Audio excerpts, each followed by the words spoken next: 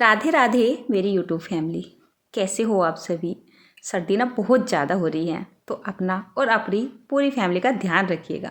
चलिए आज आपको दे देती हूँ सर्दी में एक स्पेशल सी थाली की रेसिपी, ठीक है ना, एकदम पौष्टिक और पूरी शुद्धता के साथ, ठीक है ना। तो चलिए यहाँ पे मैं लेके आ गई हूँ अपने सारे डब्बे डब्बे काहे के यानी कि दाल के सारे डब्बे लेके आ गई हूँ और एक मेजरिंग कप ले लिया है, ठीक है ना। 1 कप चने की दाल लेंगे, 1 कप साबुत मसूर की दाल लेंगे, 1 कप काली उड़द की दाल लेंगे, 1 कप धुली हुई उड़द की दाल लेंगे, आधा कप मूंग की छिलके वाली दाल ले लेंगे। इनमें से जो दाल आपके पास है मतलब वो डाल ले, और नहीं है तो छोड़ भी सकते हैं। मतलब दालों की जो क्वांटिटी है या फिर काउंटिंग है अपने हिसाब से कर सकते हैं, जो भी आपके पास दाल हो। मैंने सारी ले लिया और मूंग की दाल को मैंने सबसे कम रखा है, क्योंकि बच्चे ना, ये पूरी फैमिली में मूंग की दाल का टेस्ट ना कुछ ज़्यादा पसंद सा नहीं करते हैं, इसलिए कम रखा है। जैसे ही मैंने इसको बाउल में डाली तो मुझे ना ये ज़्यादा दिखाई दे रही थी। सारी बना लूँगी तो फिर वेस्ट ही जाएगी, तो जितनी मुझे चाहिए इतनी ले लिया और बाकी की बाद में बना लेंगे, ठीक है ना। अब इसमें हम साफ पानी डाल लेते हैं और इसको 4 से 5 बार अच्छे से धो लेते हैं। तो मैं इसको सिंक के पास ही ले जाके धो के लेके आ रही हूँ। मतलब दाल के ऊपर एक वाइट वाइट पानी निकलता है ना, जब तक वो बिल्कुल ख़त्म ना हो जाए जब तक धोनी है। तो ज़्यादा पानी लगता है ना, इसलिए अंदर ही धो के लेके आ गई हूँ। जितनी मैंने दाल ली थी करीब उसका हमें 7 गुना पानी लेना है। 6 गुना तो लेना ही लेना है, 6 से 7 गुना पानी ले लेना है। कितनी बार ना दालें बहुत अच्छे से फूलती है जो अच्छी क्वालिटी की होती है, ठीक है ना।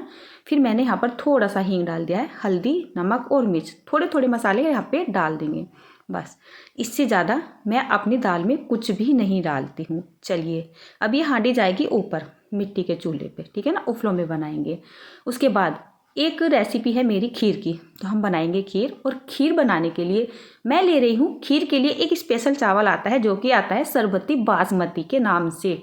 अगर आपको खीर बनानी है ना तो मार्केट में आप चावल लेने जाते हो तो बोलिएगा हमें सरबती बासमती के चावल दे दीजिए। पता है इसकी खीर और खिचड़ी ना बहुत ही ज़्यादा स्वादिष्ट लगती है, ऐसी लगती है जैसे इसमें बहुत सारा घी डाला हुआ हो, ठीक है। इसको भी अच्छे से धो के लेके आ गई हूँ। 50 ग्राम के जितने ही मैंने यहाँ पे चावल लिए हैं, अच्छे से धोने के बाद इस मिट्टी की हांडी में डाल दिया है। 1 लीटर के जितना दूध डाल दिया है। दूध को ना मैंने सुबह पका लिया था, इसमें मलाई भी आ रही थी, आपने देखा होगा। और थोड़ा सा ये लोटा पानी से धो के डाल दिया है। थोड़ा सा मोटा मोटा मेजरमेंट लगाया जाए तो जैसे 50-60 ग्राम के जितने चावल है और 1-1.25 किलो के जितना दूध और पानी दोनों यहाँ पे हो चुके होंगे। चलिए ऊपर चलने की तैयारी कर दी है। सबसे पहले शॉल ओढ़ लेते हैं। शॉल और चुन्नी बहुत मुसीबत होती है हम लोगों के लिए। हमारा घर पूरा कवर है ना, तो यहाँ पे तो मुझे दिक्कत होती नहीं है, लेकिन जब ऊपर जाती हूँ ना छत के ऊपर तो पूरा गांव दिखाई देता है, तो सर पे तो रखना ही होता है। इतनी ऊपर से मुंह तो किसी को दिखाई देता नहीं है और मैं इतना ध्यान भी नहीं करती हूँ किसी का। यहाँ पे मैंने मिट्टी का चूल्हा चला दिया, उफले जला दिए हैं। और एक तरफ मैंने ना एक नांद रखी हुई है, तो सर्दी सर्दी ना इसमें उफले या लकड़ी वगैरह जलते रहते हैं।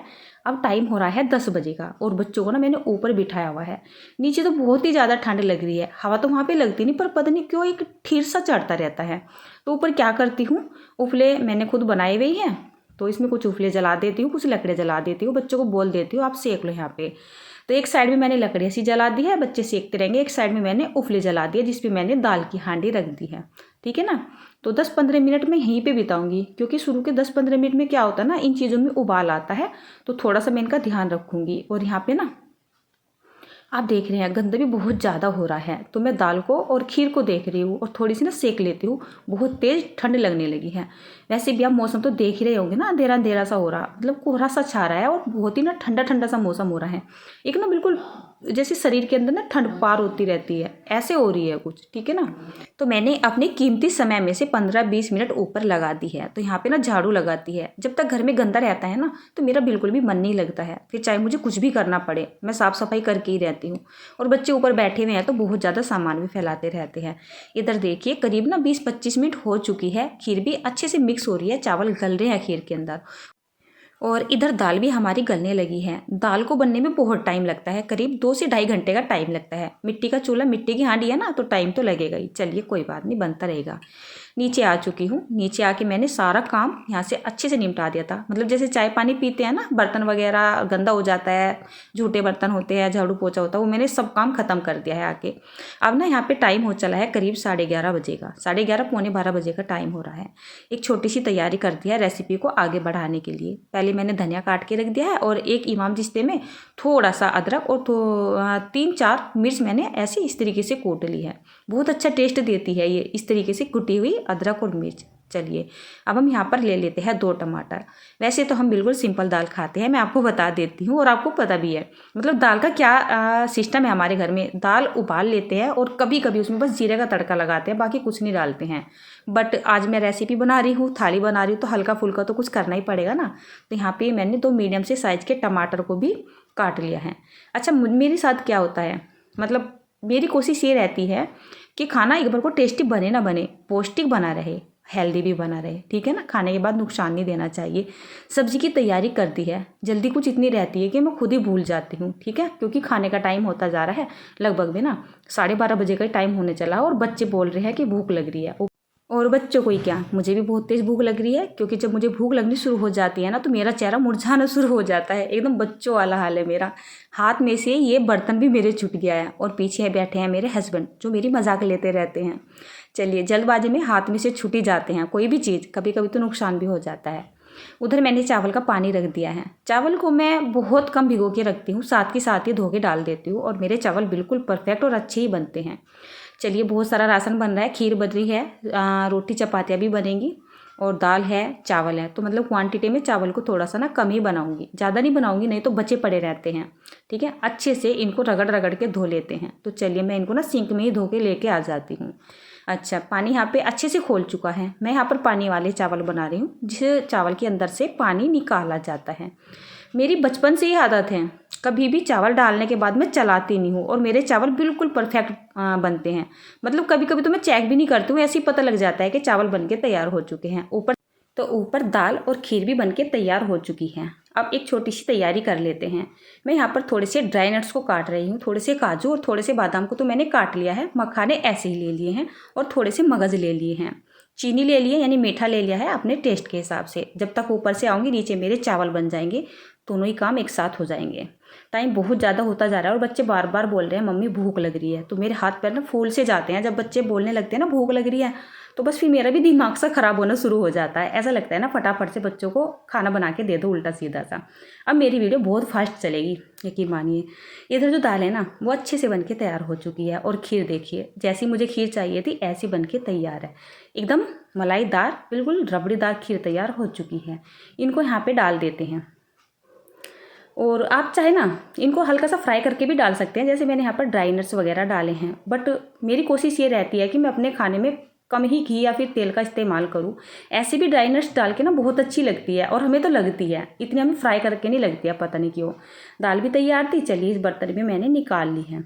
अब इस दाल से बर्तन ना काफ़ी ऊपर तक भर गया था और मुझे ना ये नीचे भी उठा के लेके जाना है तो हाथ जल जाते। चलिए इस प्लेट भी रख लिया है और फटाफट से ना अपनी खीर को भी चेक कर लेते हैं। मतलब चीनी डालने के बाद मैंने इसको 5 मिनट के लिए ओसी पे रख के रहने दिया है, मतलब चीनी ना वो अच्छे से घुल सके, ठीक है, ज़्यादा देर के लिए नहीं रखा रहने देंगे।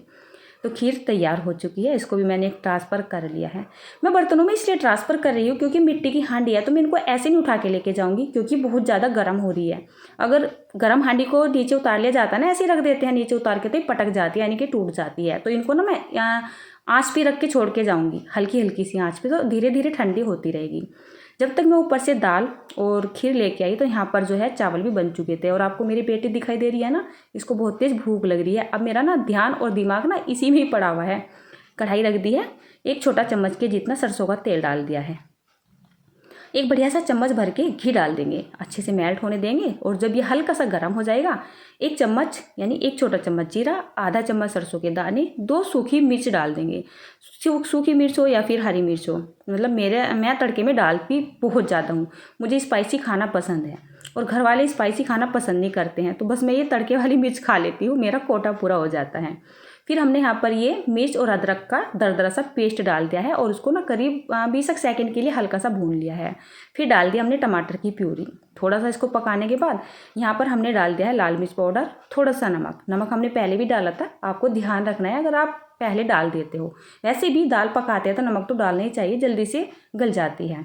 बस 1 से 1.5 मिनट के लिए इस मसाले को अच्छे से पका लेते हैं। जब इससे तेल ट्रांसपेरेंट दिखाई देने लगे, बस ये तैयार की हुई दाल यहाँ पे डाल देते हैं। 1 छोटा चम्मच के जितना मैंने यहाँ पर पाव भाजी मसाला डाल दिया है। पाव भाजी मसाले का जो टेस्ट है ना, मेरे घर में बहुत पसंद आता है, मतलब सभी को ही पसंद आता है, बच्चों को भी, मुझे भी, मेरे हस्बैंड को, मेरी सासू माँ को, सभी को आता है। यानी पता नहीं क्यों बहुत टेस्टी लगता है। तो मैं ज़्यादा करके ना, ज़्यादा रेसिपी में ये पाव भाजी मसाला ही डालती हूँ, ना कि गरम मसाला डालती हूँ। फाइनल टच दे दिया है इसको मैंने हरा धनिया डालकर।